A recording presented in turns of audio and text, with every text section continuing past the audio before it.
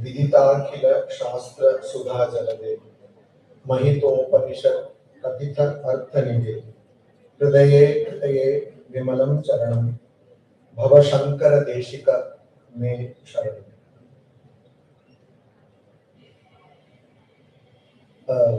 Good afternoon to all of you. My namaskars to the Vice Chancellor of this university, Srimati Sree Thomas, and also to all the faculty and students. I think students are very less in number who are present here.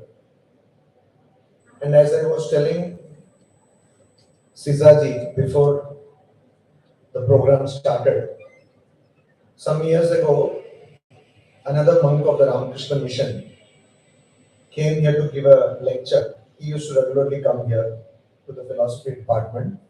His name is Swami Tattvamayananda. He is the head of our San Francisco Center in the United States today. So he found that the Vice Chancellor, who was the Vice Chancellor then, and a few students were present in the hall. So here it is not much different, though it is unfortunate. And why it is unfortunate, I will explain. Today is SankaraJayanthi. We as Keralites should be proud of this person who was born in this soil, lived only for 32 years. There is much debate about when he lived, but almost all scholars agree that he lived for 32 years. His major work was finished within 16 years of his life. So if only we ponder what do we do or what have we done in our 16 years of life, that itself will prove the excellence of this personality. And I am grateful to Dr. Sree Thomas for having organized this event. And she has written an article on Shankaracharya. I was told earlier today. I will read that article, madam, and give you my unfiltered response. Feedback, don't be afraid. And I have some disclaimers to make. I belong to the Ramakrishna Mission. This is an order started by Swami Vivekananda. We belong to an order of monks called the Puri Order of Monks. And as an order, a monastic order, I am proud to belong to a monastic order today in this world of extreme polarization, which does not align with any political affiliation. We are a completely apolitical order, and I am not saying this in an aesthetic sense, in a politically correct sense, but in the truest sense of the term. We do not participate in any political exercise in the country or outside the country. So whatever I am going to say today is strictly philosophical, strictly academic. Maybe it has some social repercussions, but it is not political. It has never been political, and I request you to don't please construe this as political. Why should I make this disclaimer? Actually, I make this disclaimer wherever I go. Because today we live in a world, not just a country, where if you speak it is politicized, if you don't it is politicized. If you read a book, it is politicized. If you eat a food, it is politicized. So I want you to not do that with my deliberation today. And also, I have a observation to make. Since the early 1980s, it's just a fact I'm presenting to you. Since the early 1980s, the Jawaharlal Nehru University has been every alternate year hosting a congress which is called the Vedanta Congress. And 1 year it will be in JNU, another year it will be in an university in the United States of America. So, with whatever political undertones, you can understand that it is not necessary that an academia forum should have a particular political affiliation before discussing any philosopher, particularly Adi Shankaracharya. So I am dismayed and I don't understand why that is happening with my state. I am a Malayali, 100% Malayali. In Malayalam there is a usage, Tani Malayali. So I don't understand why Kerala does not do that. And I am really sorry for the students who are misguided. Misguided in the sense that they have lost an academic exercise by not engaging with Adi Shankaracharya. Now let us see what philosophers across the world are talking about Adi Shankaracharya.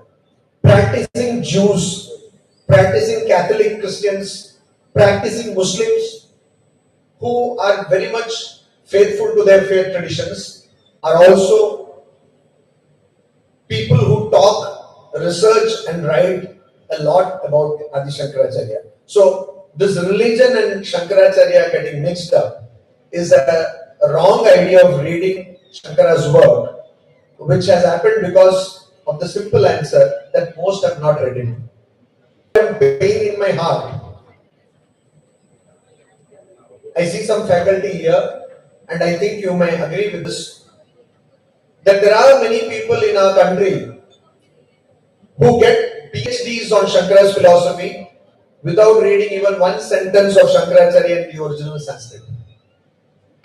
You go to any other university across the world, say someone wants to do PhD on Derrida, you cannot get the PhD unless you have a good exposure to the original text in French. But unfortunately our country, which India, which has already become a joke, will become a bigger joke and a farce, and that should not happen. I was very happy when I got the call of the Vice Chancellor to participate here. Not because I will have a hall full of audience. I knew that there will be very few people who will listen to me. But I was happy because of the place. I was posted here at Ramakrishna Advaita Ashrama Kalady from 2003 to 2004. And it was then that my interest was raised in postmodernism, the entire thought and the movement. So I used to come to this library here, excellent library which was developed by Panikarji. I used to come there and I used to have long conversations with a philosophy professor who is now in Calicut University. I am now in Calicut Ramakrishna Mission. So he is there. Both events are not connected. He is there of his own. I also went on my own. And we used to have several hour-long conversations on postmodern thought. So when I was invited by the Vice Chancellor, I was very happy that I am going to go back to that university. After that, nobody invited me. Then also, I used to come on my own. No one invited me. And I was lamenting how people who are working in Indian philosophy across the world today have no access to this university. So academically, there is a big blunder going on here. And it has been passed off as a political arrangement or a political stance, but it is not that. That's why I gave you the example of JNU. Now let us come to what is Shankaracharya. If you carefully see the title of my talk, it is Adi Shankara and his contribution to philosophy, not Indian philosophy. And I made it purposefully that because Shankaracharya showed the world how philosophy is done.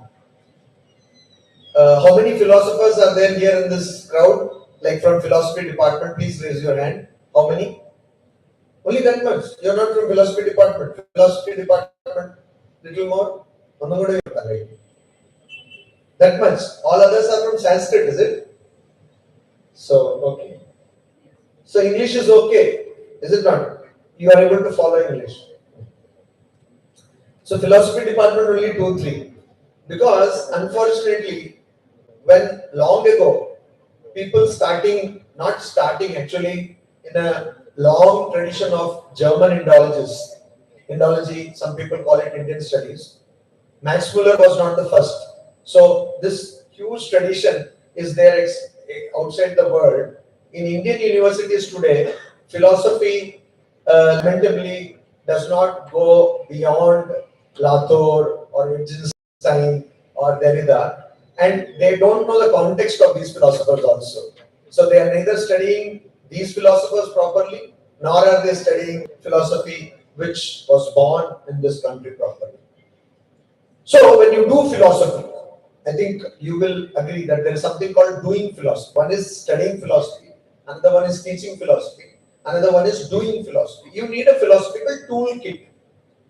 You need some kind of framework to do philosophy. Some of you are studying Sanskrit. I believe Sanskrita cannot be studied without having a philosophical framework. Whether it is Vyakarana, whether it is Sahitya, whether it is Vedanta, what Vedanta of course is philosophy, it cannot be studied without having a philosophical mindset. So when you do philosophy, you need a philosophical toolkit. And that is where Shankaracharya, in the vast timeline of Indian philosophy, gave a specific toolkit for philosophers. He exactly showed how philosophy is done. And those Shankaracharya's contributions are not restricted only to philosophy. I am going to restrict my talk only to that. How do I say this? There is a small text which is by far the most underestimated, less discussed, less thought about, less talked about, and less written upon text. And what is the text? It is Shankaracharya's preface to his commentary on the Brahma Sutras.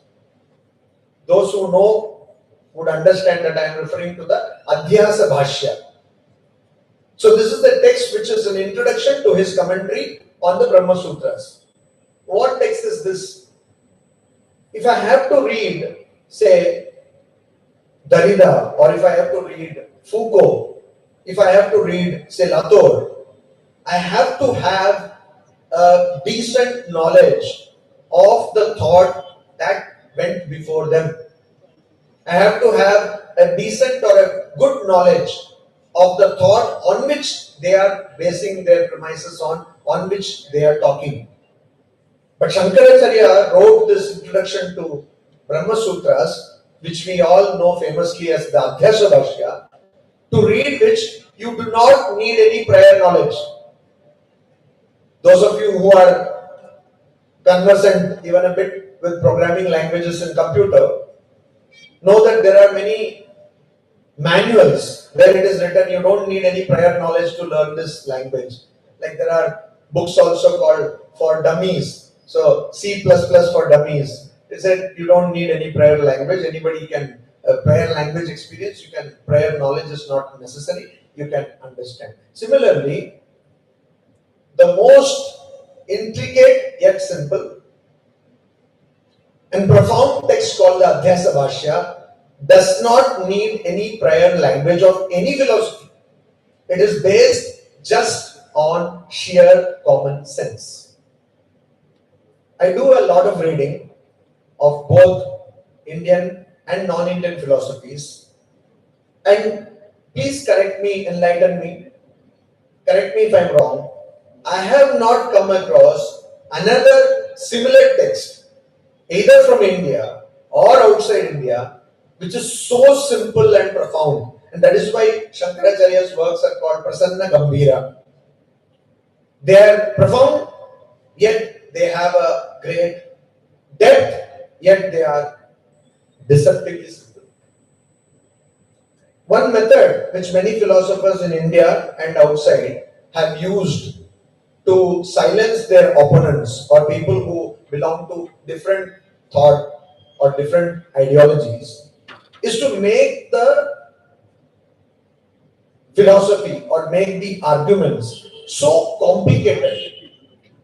If you are not able to do it with logic, complicate the Samskrita or complicate the language. Make the logic so convoluted that it is difficult to penetrate into the logic. That many people have done, both in India and outside. Shankaracharya did the exact opposite. He made the philosophy so simple that anyone can understand that philosophy. And he presented the philosophy not just in commentaries. He presented it in simple songs, hymns. But unfortunately, we have not studied these hymns.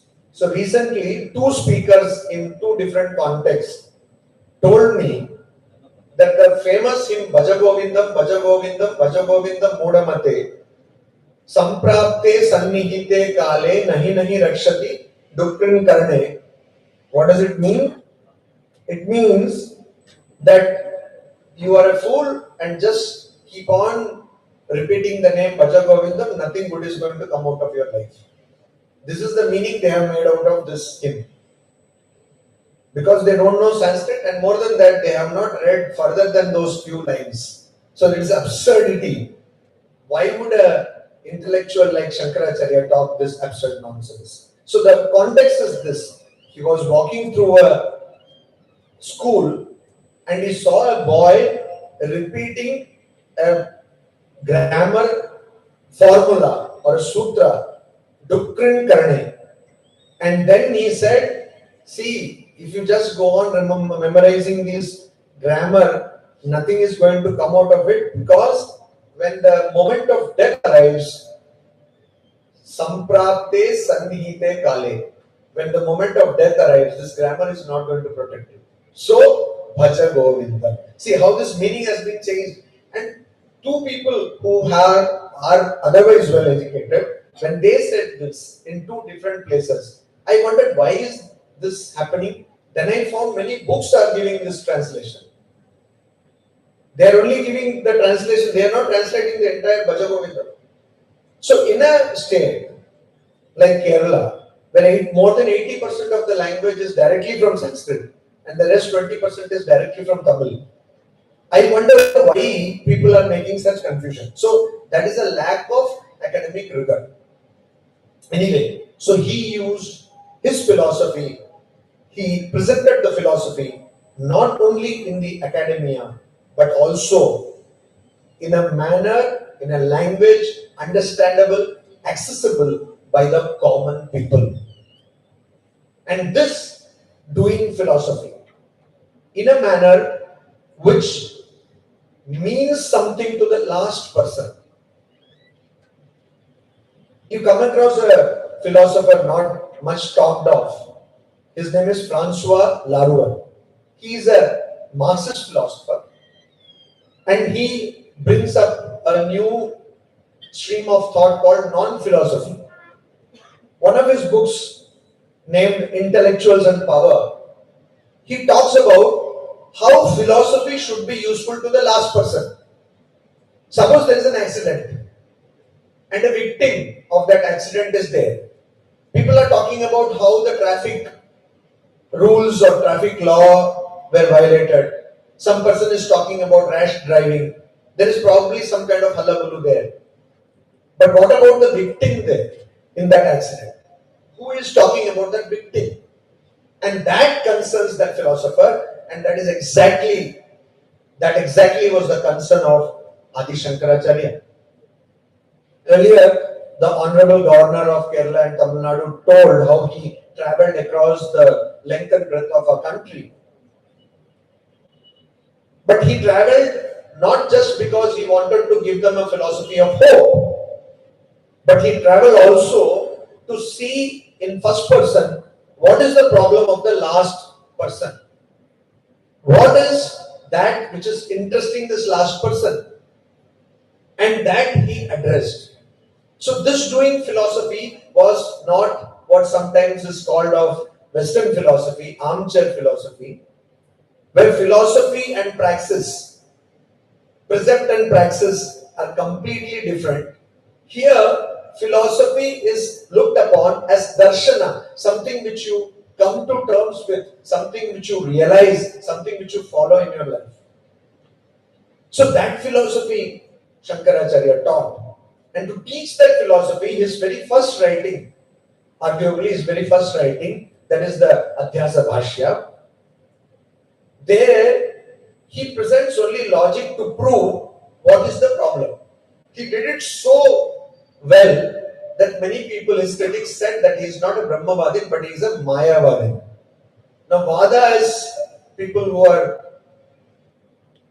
conversant with Sanskrita will know. Vada means argument, or Vada means argument to establish your Siddhanta, your standing philosophically. So they said Shankaracharya is not talking about Brahman, he is talking about Maya. Because he did it so well to show that there is a problem and the problem is Maya. I'm again referring to Francois Laruelle and also so many other philosophers who have said that many a times philosophy is beating around the bush. And that is why Francois Laruelle came with this new method of philosophizing he called non-philosophy. Why are they beating around the bush and how are they doing it? They are beating around the bush in the sense that they are not talking about the reality itself. They are talking about things other than the reality. They are not talking what is real, but they are talking about things that are beside the real. And that is beating around the bush. Shankaracharya did not do that. But he also made it very clear how to talk about the real and to talk about the apparent is very difficult, almost impossible. And he brought this idea of anirvachaniyatva, indescribable. So there is Maya, it is there, everyone experiences it, and it is illogical. It is quite illogical, but it is there. And how do you explain it? We cannot explain it. It is inexplicable. It is inexplicable. It cannot be explained. And that is the brilliance of Shankaracharya. He did not claim to know what is Maya, which most of science claims to understand. And some philosophers also try to do that. He did not claim. He said it is indescribable, inexplicable. Somehow that explicable is not explicable. Inexplicable. You cannot explain that. And he said this is happening all the time. And how absurd it is. It is happening all the time and it is absurd. Why it is absurd? In the same place, light and darkness cannot coexist. Can they? Can they coexist? They cannot. But in the realm of Maya, at the same place, something which is not the property of that thing is coexisting or seemingly coexisting with some other thing which is also not the property of that other thing. Body is inert, but it seems conscious. Consciousness is not inert, but this mic seems inert. So this is absolutely absurd, but that is happening. And in that Adhyasa Bhashya, Shankaracharya says the inevitability of this whole phenomenon. He says, whatever you study, all your logic, all your comparisons, all your study, all Vedas, Vedanta, everything is under this superimposition Adhyasa. So whenever you say you know something, it is actually not true knowledge. The very process of knowing is clouded by unknowing. It's a hugely revealing document. It's a hugely revealing text. And even today in our universities, we don't properly teach this Adhyasa Bhashya. And I am surprised by it. So there he does not use one scripture sentence. He does not say anything. He says the problem here is not how we look upon reality. The problem is how we look upon error. Khyati he calls it. So Khyati, how do you look upon error? That is the problem. The moment you are clear on how error should be addressed, reality which is always there will become clear by itself. So that one stroke of brilliance of Shankaracharya shows us that whenever we are philosophizing, nowadays we are very happy, or we are, you see, whenever I was telling the Vice Chancellor, somebody was sharing, I think you were sharing your title of PhD, no? PhD title, and it was very simple. I said, what PhD title?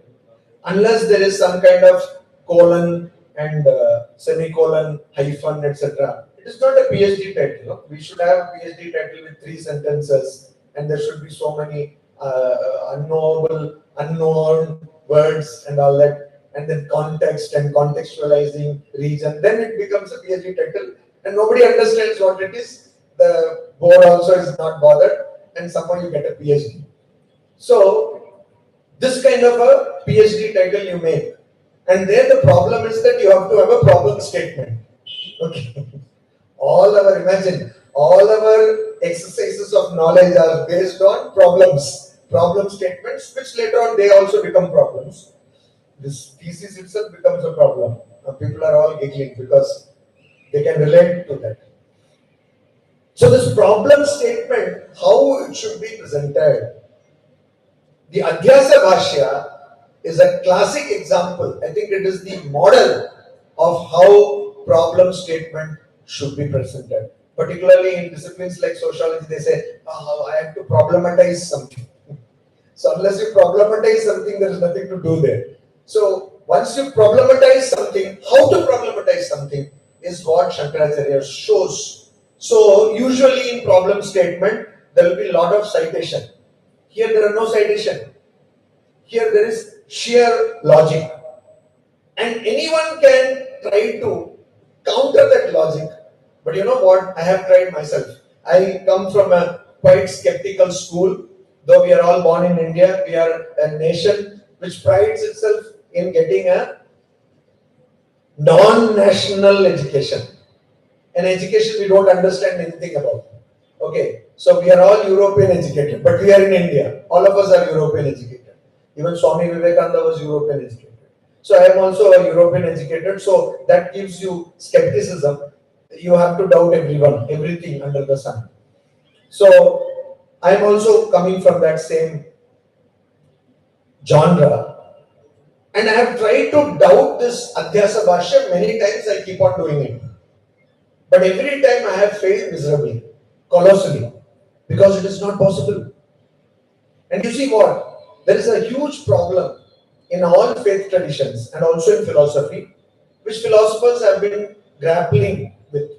What is that problem? It is in theology called theodicy, the problem of evil. Now, if God is immanent, omnipotent, omnipresent, and so many omni. There was a Maruti had a omni one. It was everywhere, all village, everywhere it was there. Now they have stopped production of that. So omnipresent, omnipotent, if that is true, then why is there evil? God is not properly doing God's job, her or his or its job. Why is there evil? This is the question philosophers always talk about. And theology, it is called theodicy. Now, the additional Solicitor General was here, but he went away. So his edition is not here anyway. In law, anybody from law here? Nobody. In law, in jurisprudence, whenever a crime is committed, one of the deciding factors on who is the criminal or who has to be punished, or they are giving me chit.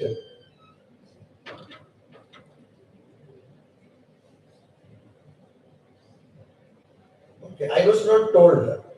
If you would have told me this, I would have stopped. No, dance program is also scheduled after your talk. Dancers are waiting for the same, I can see them. So he has not told stop or 5 minutes like that, he has not written. He has just given the sheet in red color. So red ink. So you have to understand. Okay, so in a crime, and I am grateful to those dancers because I believe this crowd is for them. Okay, so thank you for having that program. In jurisprudence, who has to be punished and the quantum of punishment is dependent upon the intention of the doer. So, somebody came, tried to beat you, and in your self-defense, you ended up killing that person. So, most of the times, you are not punished at all because it is in self-defense and it was beyond your control. You did not actually want to kill that person. But a person is planning a homicide, planning how to kill a person, then that person, if found guilty, will also be given the maximum punishment. But if a person is doing it just for fun, then that person will be given the most extreme punishment of hanging till death, etc. So, it is always crucial to see what was the intention of the doer. Intent is what is seen.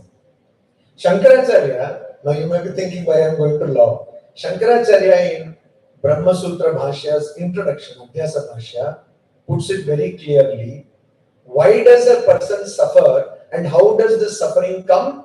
It comes because of this Adhyasa, but this Adhyasa is experienced in the form of Kartrutva Bhoktrutva. The sense of I am the doer, sense of I am the experiencer. Intent. If you think I am doing this, you will have to face the consequences.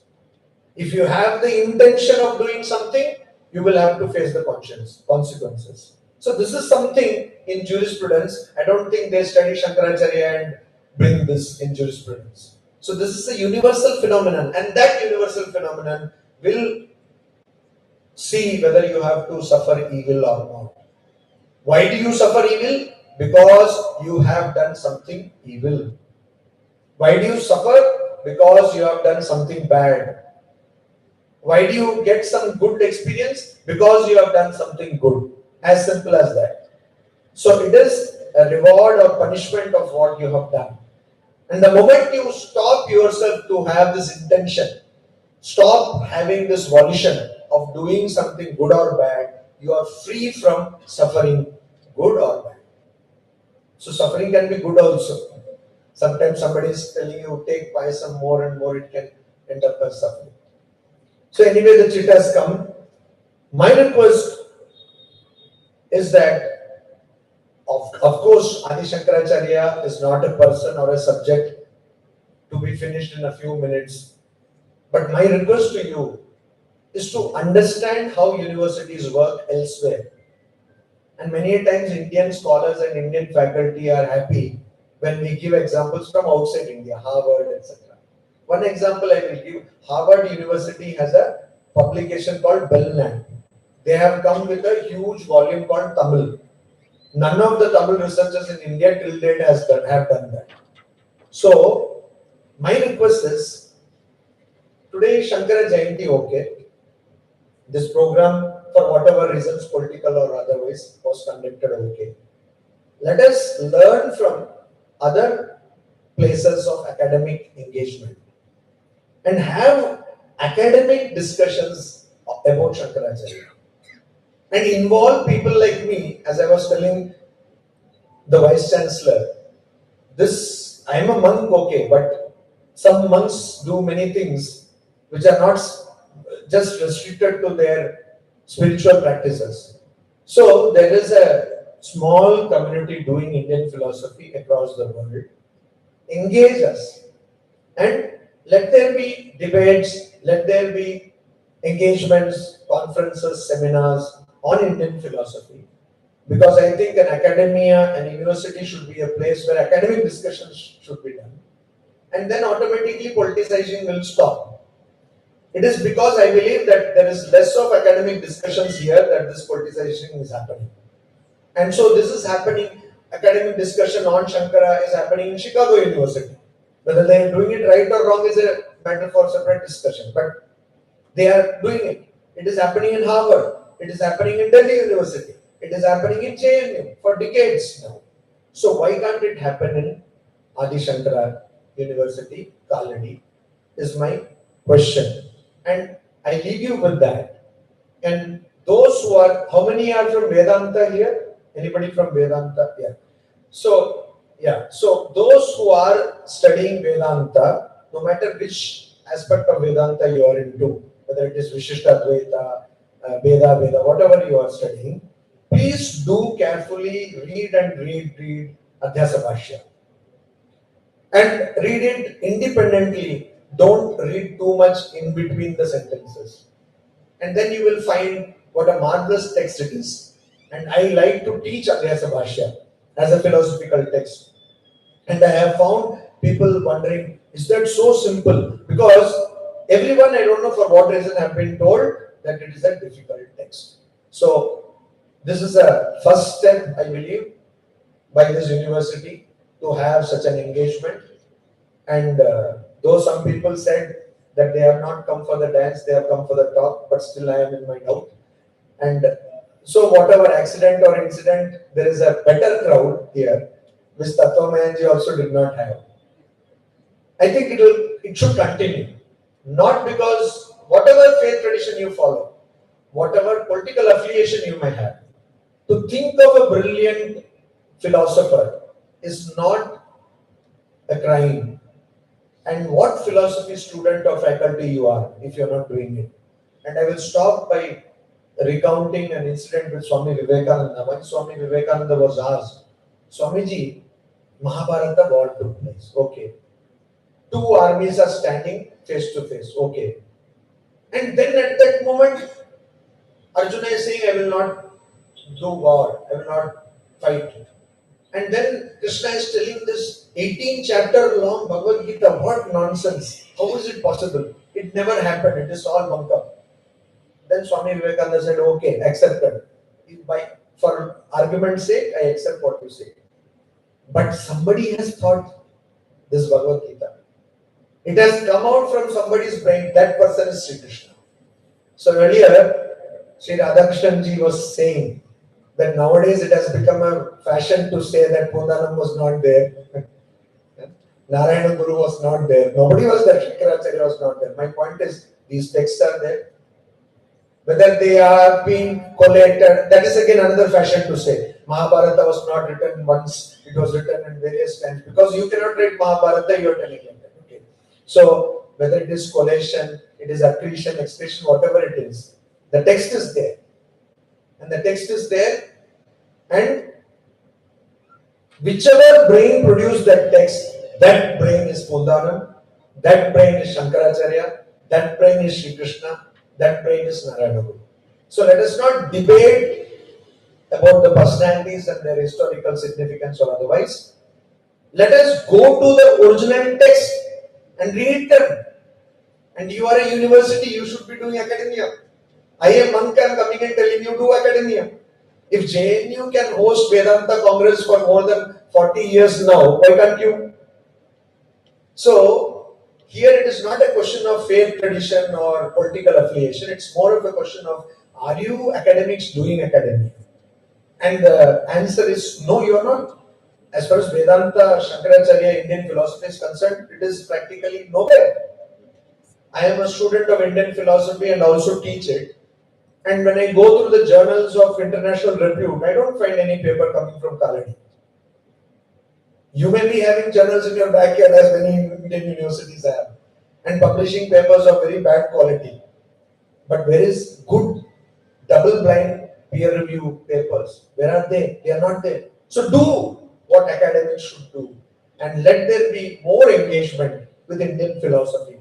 And because your university is named after Shankaracharya, with more engagement with Adi Shankaracharya, bring people from across the world who do that. And I'm telling you, to all the students and faculty and also to VC, you did not hear, so please make some time and hear. I think it is being recorded. So, and I got a good audience because of the dance program afterwards. Thank you. So please do such engagements, not just on SankaraJayanthi, as a regular process. And I will help you. I will do whatever work has to be done, the dirty work, as they say, to bring scholars from across the world who engage in Indian philosophy. Because for a long time it was thought that Indian philosophy is not philosophy, it is theology. A group of hardworking philosophers from across the world have now changed that understanding. So now, across the world, people accept Indian philosophy as philosophy per se. So, and there is a lot of work going on. It has been going on for a long time. It is not a dead philosophy, like people like Kalady, Bhattacharya, etc. So people are working on that. And so I request you, madam, to, because you have done this first time, I think. So let there be applause. I don't know why you are all not applauding. When that other program happened also, people are all very miserly about applause. So anyway, please do this program where there is academic engagement and let papers of international quality on Vedanta come from this university. Let people know that there is a university like this. Now people don't know, and because of this substandard work, academic work, people are not bothered to know also. Now on Vedanta, more work is coming from humanities and social science departments of IITs, where there is not a core subject, it is an elective subject. So please, I pray, I hope that that changes, and I will be very happy to be a part of that. Anyway, I got a red sheet long ago, but still, no. But because you said you can talk, so I have this thing, I started at 12:30, now it is 1:12. So I did not take more than 40 minutes. Anyway, please don't scold him, okay? So, but the point is, That was totally unexpected. yeah, I got the check that many people are waiting for the dance and all. So the point is, again, I am reiterating, people who are into Indian philosophy and Vedanta, please make it a practice to start your discussions with Adhyasa Bhashya. And Adhyasa Bhashya should be taught in our universities in more depth and in a more rigorous manner than it is now. Many people don't even read that. So if that is done, you will be able to, because one objection against Indian philosophy is we do a lot of glossing. We take a text and we only comment, we don't have original philosophy. This one text proves otherwise. There is no quotation from Shastras, there is no quotation from the Vedas. It is a standalone text and a brilliant text. So when people are trying to grasp what science, structure and play Derrida said, I think we can also try to read a paper which is much shorter than that and which is much profound than that. So I again thank Dr. Siza Thomas ji for having invited me here. I was very happy when you said, I told you I used to come here 2003 to 2004, and the university infrastructure has changed, but I feel the academic fervor with which this university was started, whether it was leftist or rightist, irrespective of that, that has gone down very much. And I'm sad to say that. So please bring up that academic fervor, because academia should do academics. And then it will be a very good university. Politics will always be there. If there are people, there will be politics and there will be political affiliations. But academia should be free from there. That is the tradition India has shown all the time. When gurus were respected by all kings, and gurus used to teach all people with all affiliations. The same gurus taught Kauravas, the same guru taught Pandavas. So with that, I once again thank you all, and whether you came for the dance or the talk, you all gave me a patient hearing, and that is rare nowadays in academic setups. So thank you very much. Thank you. Thank you, Swamiji, for your observative, informative, and academic lecture. the whole Swamiji, the whole audience, in spite of department, the faculty members and students came to hear you, Swamiji. So thank you so much. Thank you so much for your words. Here now we moving to the dance depiction of Bhaja Govindam, done by the Department of Mohiniyattam.